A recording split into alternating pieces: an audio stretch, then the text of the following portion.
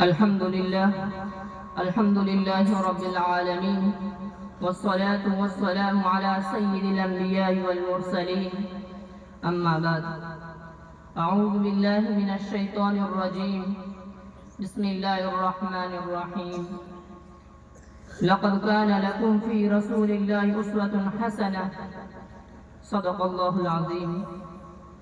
حضرت حکم مستقیم معزز علماء کرام، یہ ایک ناقابل انکار حقیقت ہے کہ فاراں کی چوٹی سے اسلام کا نیو تابہ طلوع ہوا. پیغمبر انقلاب نے صنم قدائے عالم کے سینے پر چڑھ کر ساری دنیا کو ایک عالمگیر پیغام دیا.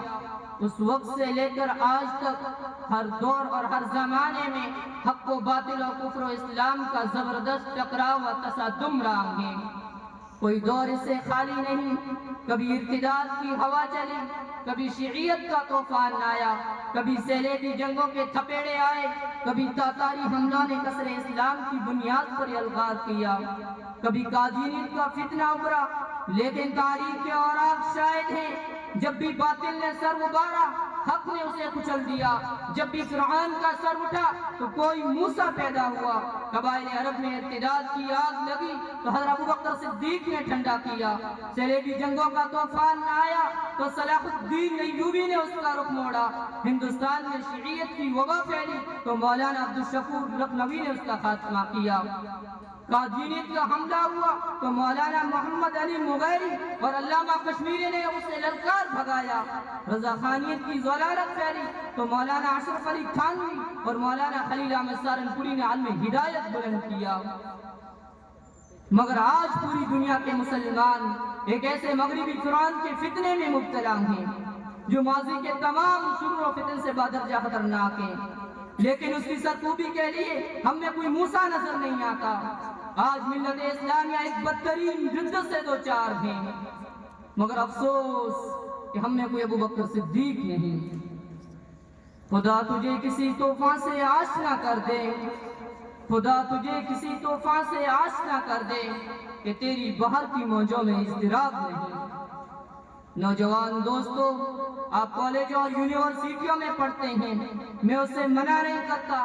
خوب پڑھیے اور ارتقاء عروج کی بلندیوں پر پہنچیے. ملت کو آپ کی ضرورت ہے. آپ ہی قوم کی تقدیر ہیں، آپ ہی قوم کی تدبیر ہیں. آپ ہی کی تدبیر سے ہندوستان کے مسلمانوں کا مستقبل سنور سکتا ہے. ان کی معیشت و تجارت، سیادت و قیادت کا مسئلہ حل ہو سکتا ہے. آپ بھی غیروں کی زبان جان کر خارجی فتنوں سے اسلام کی حفاظت کر سکتے ہیں. دین اسلام کی ترجمانی اور اس کی اشاعت کا فریضہ انجام دے سکتے ہیں.